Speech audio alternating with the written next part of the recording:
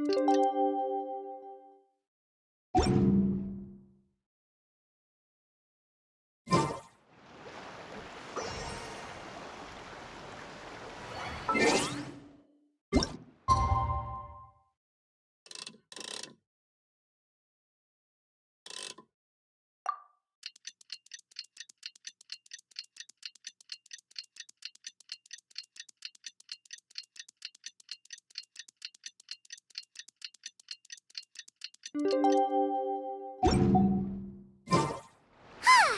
filming time again! Our schedule is jam-packed for the next couple of days, too.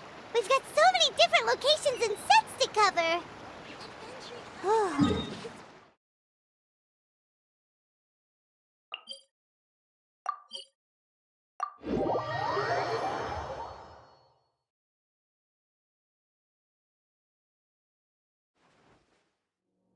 Trial or treat? Just then, the rain stopped. Or should it keep raining?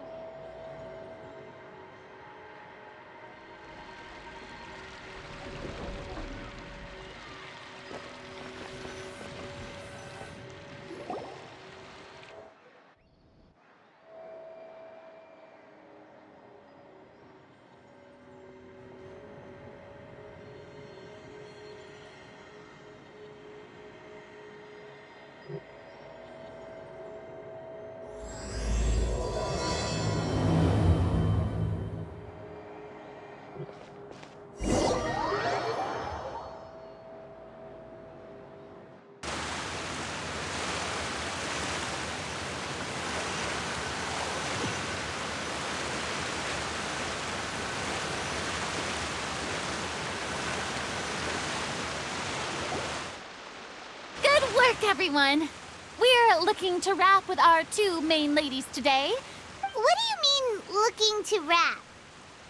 Oh, aren't you the expert now? This upcoming scene is the two musketeers' final confrontation with the Baron. Anyway, get ready. Lights, camera, action! The view is beautiful tonight. It reminds me of that fateful night 10 years ago. And now that I've said it, I can even make out the faint fragrance of herbal tea in the air. Enough, villain! It's time that you pay for the death of our mother! My dear Iris, have you forgotten your manners? How can you speak like this to your own father? I'd sooner swallow all of my teeth than call you father. What did I expect? Seems the daughters have turned out to be just as obstinate as their foolish mother. In this world, mora and status is everything. She thought she could blackmail me using her children and force me to grant her recognition and concessions? Mother never asked a single thing of you. All she wished was for us to live a peaceful life. It was you who personally brewed the poison of prejudice and sent Mother to her death. Compared to that deadly poison, the two bullets that will soon pierce through your heart will be like sweet mercy! And that's exactly why I said you're just as naive as her. So let's see. What is stronger? Mora and power, or the two muskets in your hands? Get them! Tulip! There are too many of them! It'll be okay. We'll cover each other, Iris. And Mother will be watching over us, too.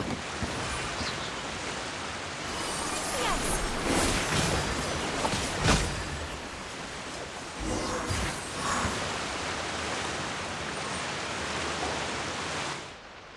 You've lost. To think I'd lose to my own two kids. We are no children of yours. And we'll never call that place our home. Then tell me, what did you do all this for? You lost your mother, and will soon kill your father as well. We will gain our long-awaited justice.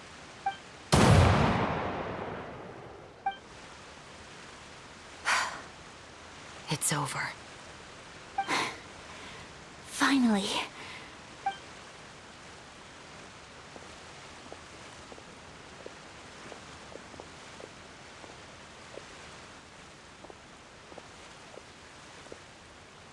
So, where will you go now, Tulip? I'm not too sure, Iris. Maybe somewhere with lots of flowers? After all, Mother always did love going where the blossoms were. What about you? I want to go visit Mother's grave. Yeah, that's not a bad idea. Huh? Tulip, look! What is it? It's Mother's favorite. The rainbow rose. Look, it's blooming again. Excellent! That was beyond mesmerizing. Even I didn't expect this scene to go so well. And we got it in a single take. All right, everyone. We've got a wrap for Tulip and Iris. Congratulations, Ayaka and Chevrolet! Thank you. I didn't expect our parts to wrap so quickly. I wish I could savor the experience for just a bit longer. Paimon totally understands. Paimon's not ready to say goodbye to the clapperboard either. Filming has really been a lot of fun. You were great too, Chevrolet.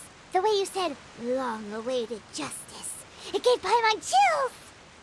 That is indeed my favorite line in the whole book. I still remember trying to act it out in my room the first few times I read it. Whoa, Paimon would have never guessed you're that type. Who doesn't like stories where the guilty are punished and justice prevails over evil? Don't forget, I'm the captain of the Special Security and Surveillance Patrol. Captain, I have something urgent to report. Please excuse me, everyone. I'll be back in just a moment. It's okay, don't worry about us.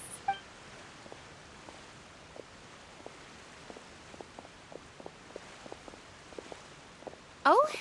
Was she whisked away by work already?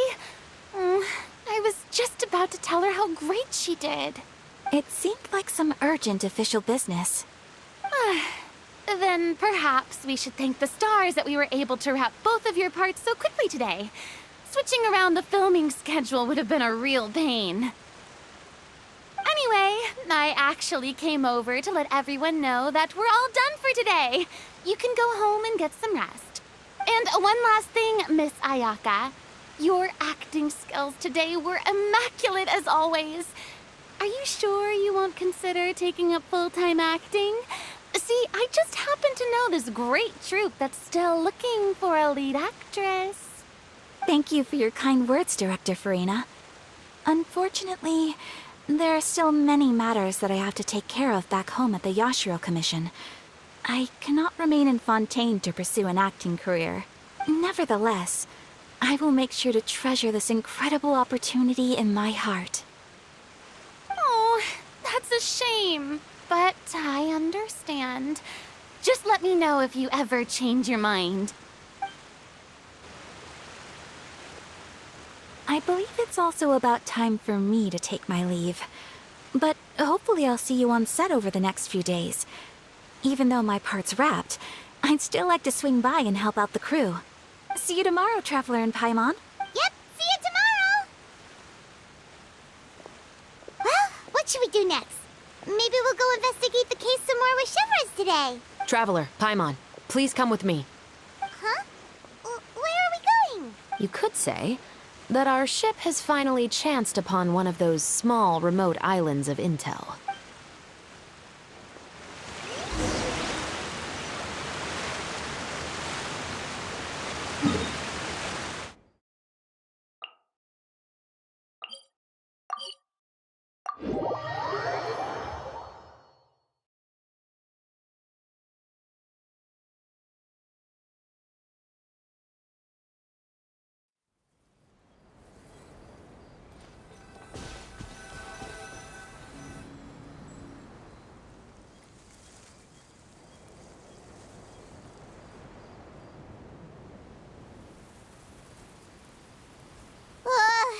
Paimon's exhausted.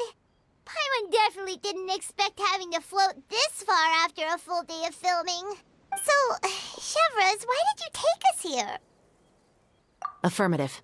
It wasn't anything conclusive, but Have you ever heard of someone by the name of Emily? Oh, you mean that famous perfumer? She's a good friend of mine.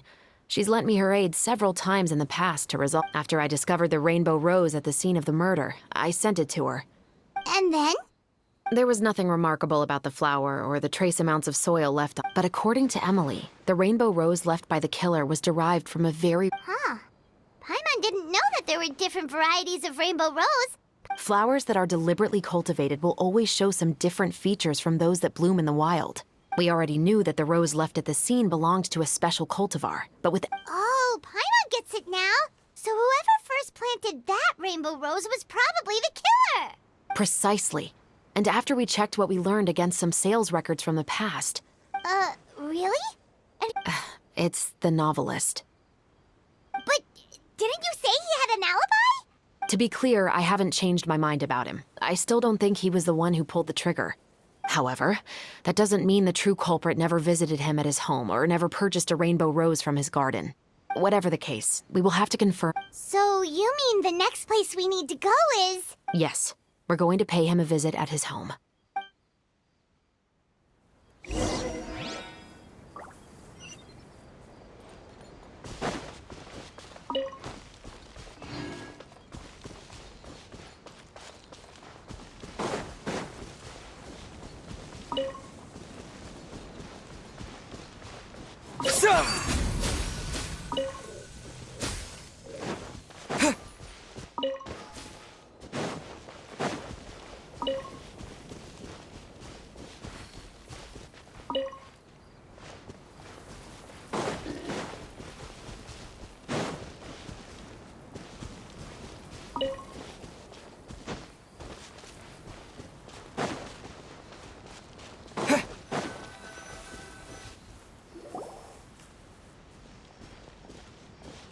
That should be his house. There are so many Gardamex stationed around the place. According to what he told me last time we spoke, he hired them so he... So there are a lot of flowers in his garden, but... Right. Which is exactly why I think there has to be a special connection between him and the killer. So... should we knock? Just wait here for now. I'd like to take care of a number of those Gardamex first. But they're so far away. How are you planning to do that? Don't forget, Paimon. I'm actually the real-life captain of the Musketeers.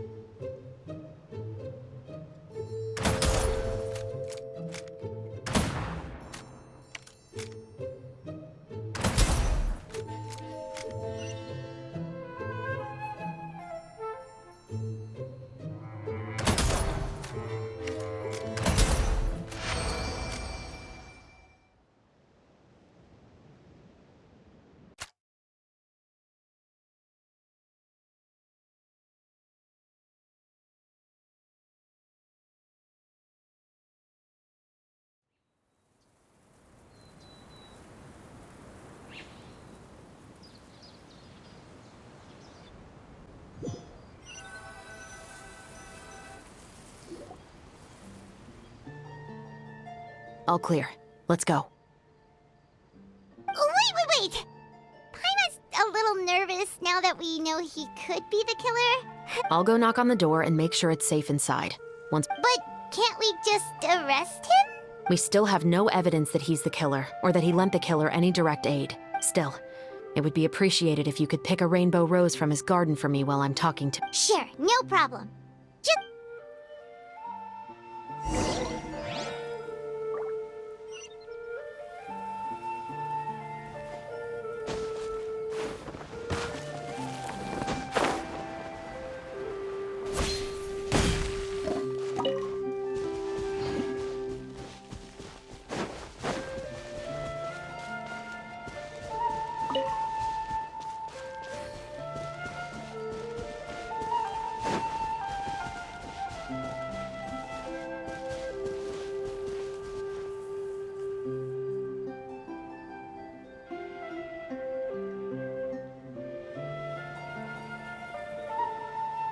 Excuse me, Mr. Baptiste, are you home? Who could it be at this hour? Oh, it's you. Would you mind accompanying me to the guard's headquarters, Mr. Baptiste? Oh, is it still regarding the murder case from before? I cannot confirm or deny that at this time. So it is then. Listen, I need you to come with me, Mr. Baptiste. Miss Chavras, I'll save you the trouble. Oh, and you two over there? There's no need for you to pick my flowers either. It's not time for them to bloom yet. Oh! Okay.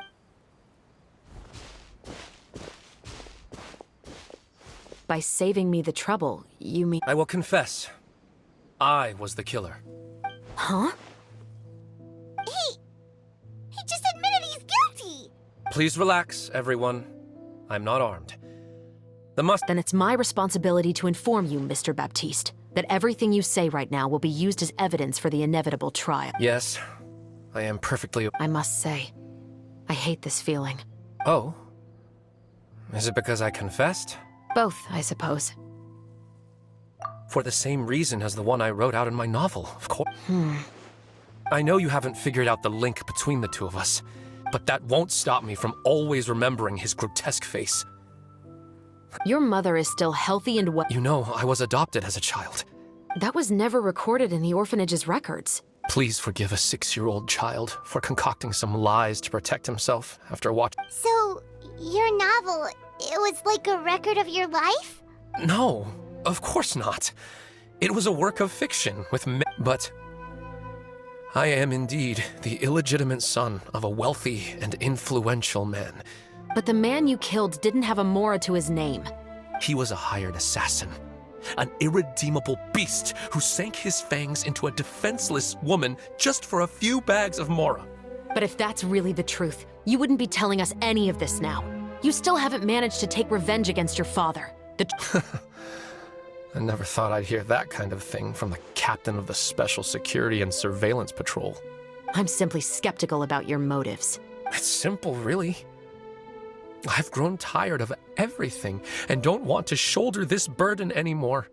You may have considered me too soft to pull the trigger. Well, as it turns out, you are exactly right.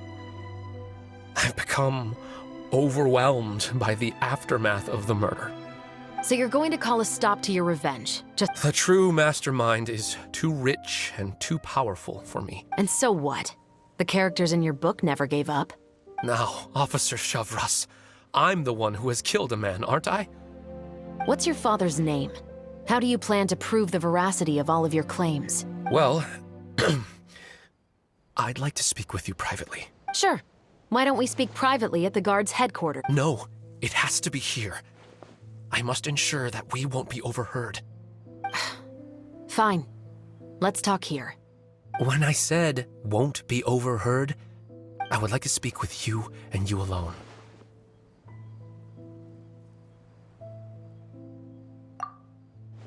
Thanks.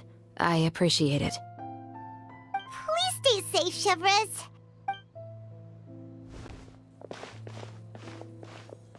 All right. Let's hear it. Will you really believe what I'm about to say? Well, that depends on what you're going to tell. Fair enough. Fair enough.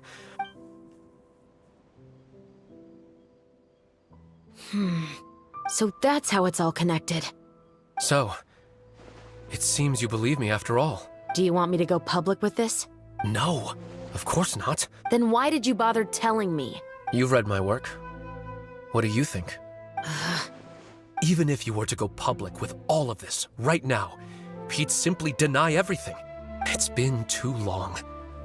Almost 20 years.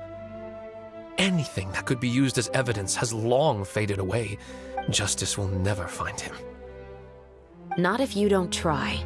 I know that as the captain of the Special Security and Surveillance Patrol, you will always stand on the side of justice.